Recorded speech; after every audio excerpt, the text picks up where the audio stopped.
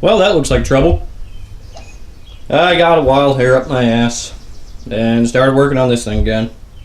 So, mainly, the one thing that really annoyed me on the car was the way the wiring harness was looking. So, other than needing to pull it out to replace the crank sensor wiring, or the crank angle sensor wiring, other than just pull that out, I'm going to redo just about the entire harness. There's just a few dumb things, like when I put it together, I didn't even think about it, but female weather pack connectors are supposed to have the male terminals in them, and vice versa. So I got to fix that. Add a new length of crank sensor cable, because I don't need the 4-wire anymore, or shouldn't. And for some reason, whatever this wire is, the shielded wire, it's brand new, but it all cracked up. So that's no good for, longevity of it. So I'm gonna pull some things out and change some things around, and we'll see what happens. Maybe I'll get it running tonight. Who knows? Alright, I got at least this half done. I need to go run out and get some more heat shrink for some of the smaller arrangements of wire up here, like all the injector plugs and all. So I'm going to run out to Harbor Freight and do that. I guess at this point I should tell you what all I'm using.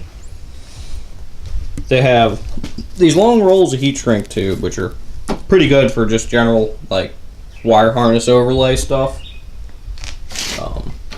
I wouldn't use it as actual heat shrink tubing, but for sealing, but it works great for loom. This right here is a piece of their actual heat shrink tubing, which is pretty good. While I'm talking about the heat shrink tubing, make sure you get the marine grade stuff, because it has a heat activated adhesive lining. So if you grab the regular heat shrink tubing, it's pretty much like this stuff, but more money in less of a length of a roll. So do the marine grade. It'll seal it up a lot better. Everything will be much nicer when you build the harness. So originally I had the harness covered in this stuff, and even with the car just sitting here not doing anything, it's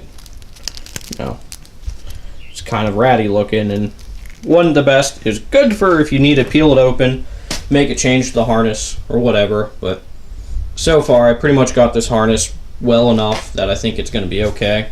I don't need to dig into it until I do something like maybe eventually go to Haltech or something like that.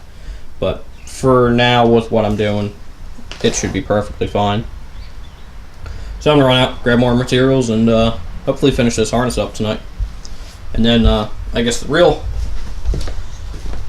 big pain is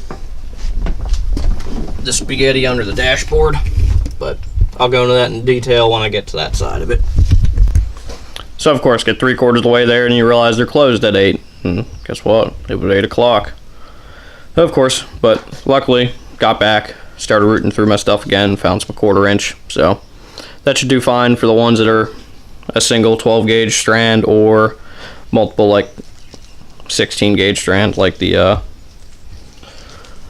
intake air temp and the coolant temp sensor. So alright, gonna slap them in. Alright, this might be a little difficult to see or understand, but what I did here, this branches off into a little bit of a Y. This is going to go to my electric fan. This one goes to my trailing coils. So basically got this big piece on the main harness here, and then I put this piece and this piece in. Then I took a big piece of heat shrink and slid it over and put it on between the Y. So it does that, seals it up. Right there you can see the glue sticking out. So that's the adhesive in them. It's kind of like a hot glue, but it works. And then yeah, so that'll keep that sealed a lot better than just putting them together or electric taping or however people normally do them. So Now, for the dreadful part of the harness, it's going to be all this. Here's the new shielded cable for the crank angle sensor. So hopefully this works a little bit better. So now that I went to a 2-wire crank angle sensor instead of a 4-wire crank angle sensor, I'll a little bit later I'll go on about how I did that and all that good stuff. Alright, so periodically I've been sticking the wiring harness back in, kind of loosely putting it where it's supposed to route. Just checking fitment of stuff and making sure I haven't, lumped 2 wires together that don't make sense to be lumped together. So far, I think it's good.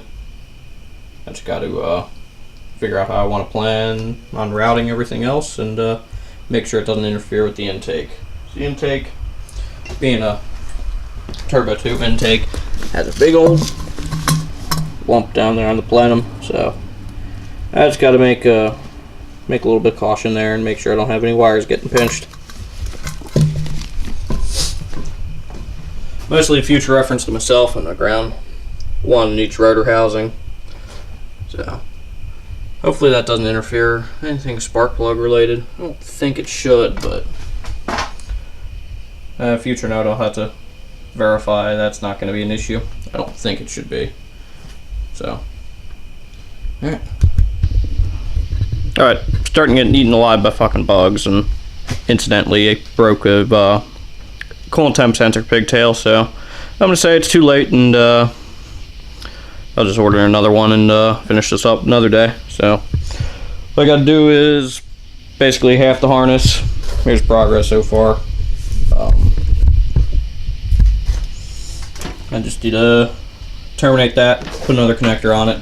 I had to pull them out, and then the thing ended up falling apart there, and then that's where the coolant temp pigtail was, and whatever, it's just standard GM stuff. I need to do the injectors yet, and then this portion here, which jumps up into the